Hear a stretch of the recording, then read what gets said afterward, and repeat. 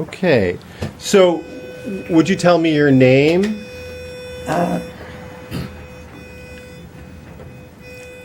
Anne. Anne Piatenesi Romagnoli. And how old? You said you were 88 just a few minutes ago? 88. Yeah. And you are the owner and I am president? one of the children of the owners. The original founder. Yes, the original. Okay. And my father was Demo Piatenesi. Wow.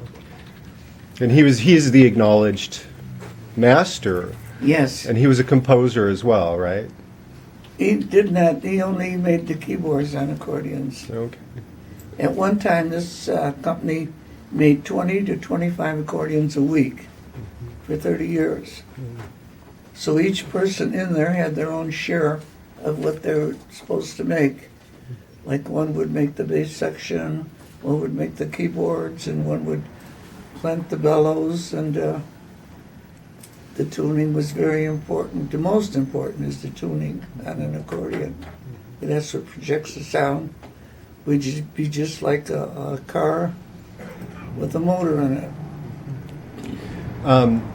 One of the things that we're interested in is the design aspect, the decorative aspect. Well, this we can turn you over to my daughter. She knows all about design because she just came back from Italy, and she's very much aware of all these designs that are going on in Italy. The accordion is going through many changes at the present time. Yeah. Maybe you can talk to her. We're more interested in you, Anne, and in the early days.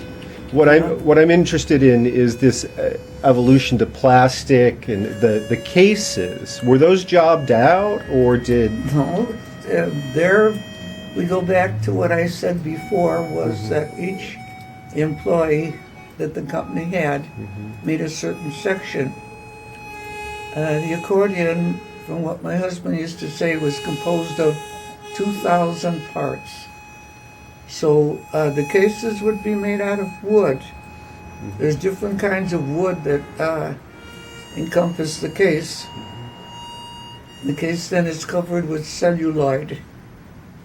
So celluloid was all different colors: black, mother of pearl, gray pearl, red, blue.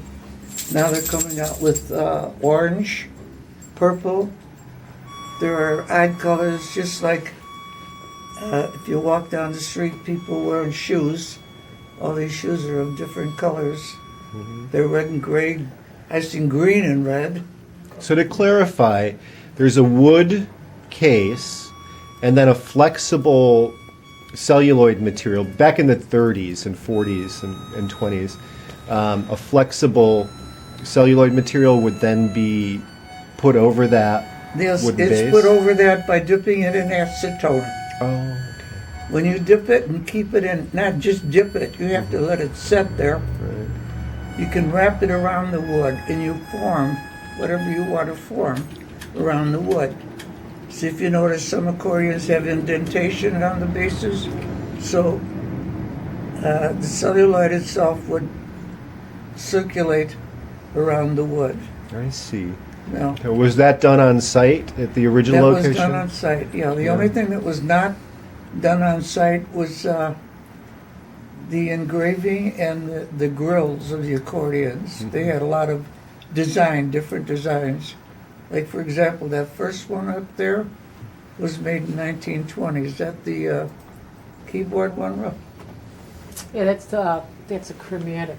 Yeah, that's Yeah. a chromatic with a mother of pearl inlay. See, now there we go, too. There's different types of accordions. Are you enjoying this? I'm loving this, Anne. Okay. You're doing great. There's different types, like there's a chromatic accordion, which is one tone in, one tone out. Then there's a chromatic's got one tone steady, back and forth. There's got 4-row chromatics, 5-row chromatics, 6-row chromatics. Then we go into the diatonic, smaller accordions, which is the 3 sets of buttons, which is very popular with the Spanish people. The Spanish people play this one accordion that we feature. It's a Monterey. And now we have a new name on accordions, which is Gia Rosa. Yeah. Gia Rosa. Do you remember? So you talk about the employees. At one time, Italo-American had 75 employees, Yes, and they were specialized. I know. The craftspeople were specialized. Yes, So the guy who's doing the visual work, the embellishment and the acetone casing and things, he would draw out a design for the different embellishments. In this case, the mother of pearl, that kind of thing. Do you remember any of those guys or who yes, they sir, were? I do. Do you remember who the best of those guys was? The three men carpenters were Felice, Valeri, Luigi. I don't remember Luigi's last name. Okay. And Dominic Capone, which was a relative of the famous Al Capone. Fabulous. That's wonderful. So they would do sort of product for sale off the shelf, and then they would also do custom work Yes. if clients wanted it. And you Yes. still work that way today, right? Yeah, engravers are always different. Now they're called engravers. Now they're called engravers, right? Yeah, they're called engravers. Renee, do we get the catalog from 1933 that we found? All of that's gonna be in his Okay. drive, I have all that. So, do you have your accordions from when your favorite accordions when you were a kid? And You won't believe this, but I don't own an accordion. I never had one. you just used stock, right? I play by ear. I like the way I play. I'll play for you if you wish. I'd love to hear that. I was 4 years old and my mother was going shopping. She brought me to the company. My dad put me in the corner so it wouldn't create any problems or cause trouble. He gave me an accordion. So I got the accordion and I'm playing it and listening to what people are doing in the back tuning, and I'm playing what they're playing, and I guess I had an interest at that time. 4 years old I was. Well, I went home and I couldn't bring the accordion. I couldn't bring the accordion because it belonged to the company. About a couple of weeks later, I got pneumonia. I always have a tendency to get pneumonia, but I wasn't smoking at that time. So my uncle came over and he brought me the accordion, and he's in the kitchen playing Italian songs, and I'm laying in bed with this accordion playing the same as he was. And he came in and he says, "How did you do that?" I said, "I don't know." Until this day, I play by ear. Great. I enjoy it. Wonderful. I want to get back to your father a little bit. He seems like Yes. an incredible man. Yes. I mean, so he started the business in partnership with. He started the business, from what we remember. There was a man named Frosini that was the originator of the accordion, plus then another name called Pietro Deco, Deiro. These are all very famous historical names. They started the business. It was over on Blue Island and Taylor, and I think they called it North American at that time. But then they didn't have a name. They didn't know what to do. These were all Italians that came over from Italy. What region or different region? What region? Mostly from, I guess it'd be the middle of Italy. Ancona. It's what they call a marche, M-A-R-C-H-E area. It's where all the accordions are made from. They come from Italy. Plus there's a couple of small cities up in near Milano, up near Milan. So, Mr. Piatenesi's parents were in the accordion business? In Paris? No. Your grandparents, were they Yeah. in the music business? Okay, I'll say. The town we're from is where the accordion, as you know, it was invented. And what Gustavo time frame? Want Bernard. any coffee? This Gustave would Fidard. be about Coffee, please. 1856 or so. Oh, okay. I didn't know. I And was my gonna say- grandfather- Oh, Renee, I got Like some. 150? I'm sorry. Grandfather was one of the, here, these, we have these books, they're written in Italian, but, you're welcome to borrow any of them. Or- And this is in Italian, the artwork is wonderful though. And then I have, We charge for putting our dogs, you know. I'll pay. Everybody in the town, to this day, the town, all they do is make accordions, to this Wow. day. Wonderful. Great. So And they use her this. father was born in 1886. Right. So that was the only industry in our town, In Italy. in Italy. Right. So that's how he got involved with his brothers. Right. And they started coming to America Right. because there was nothing other than, there was a couple really successful companies, but it wasn't, they came here, the oldest brother came here, the parents were both dead. The oldest brother came here and went to San Francisco. Okay. Great. Wonderful. And then brought his other brothers over. Wonderful. You would see people riding bicycles with bellows on their elbows, Uh, going to fix it on their keyboards. In Italy or here?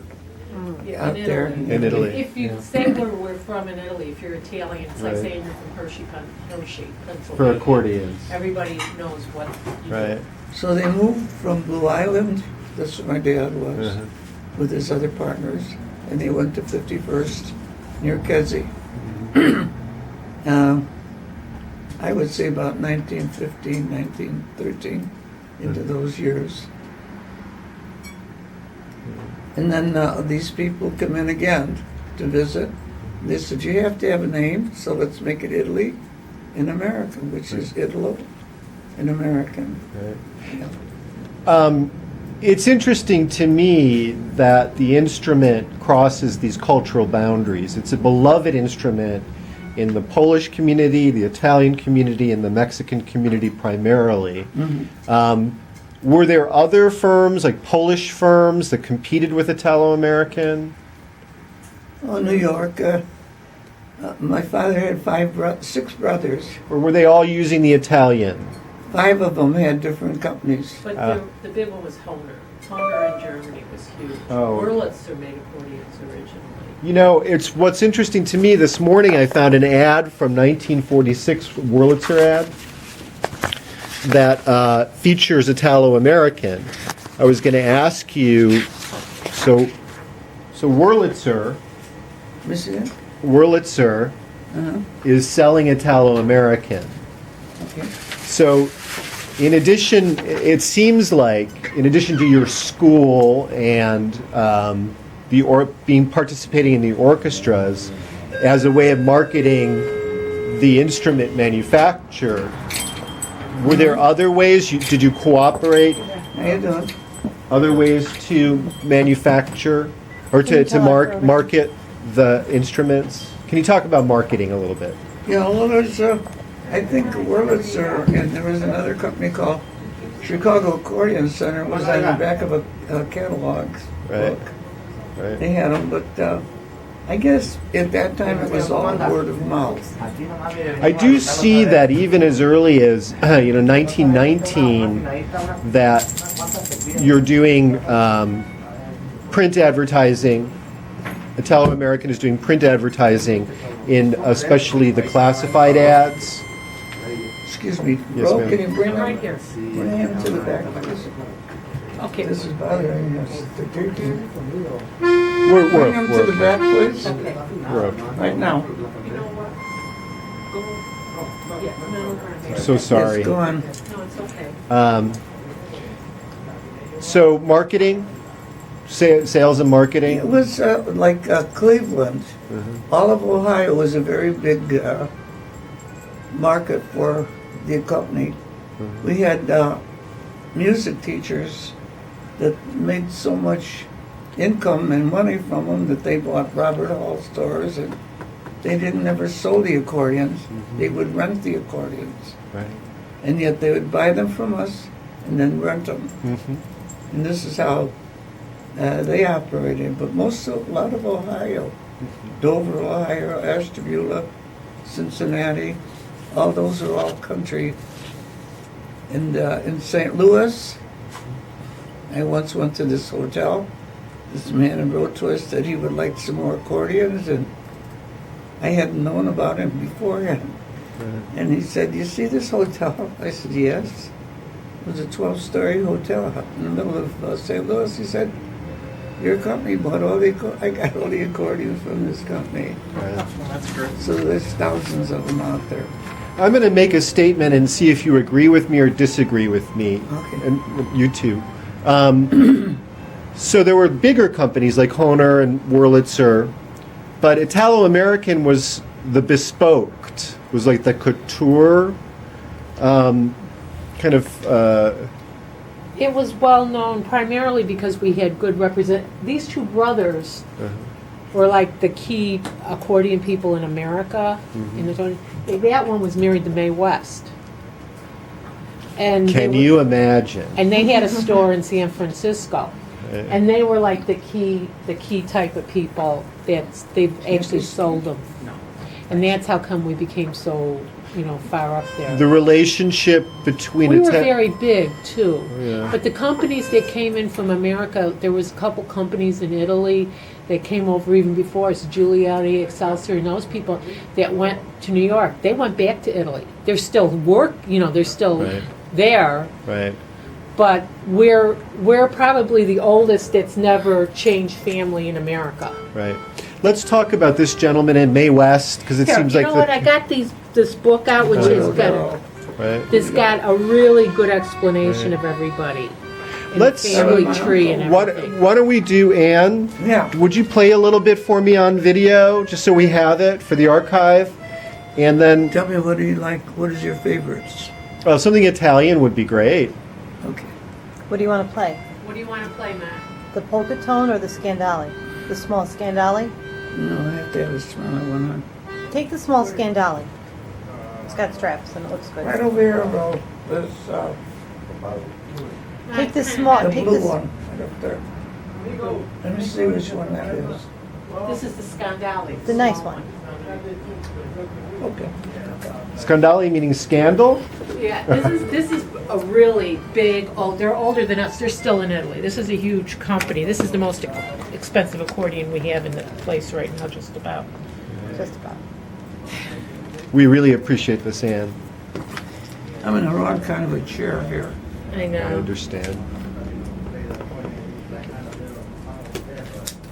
Do you still play regularly, or? You want me to get you up There we and go. get you into a regular chair?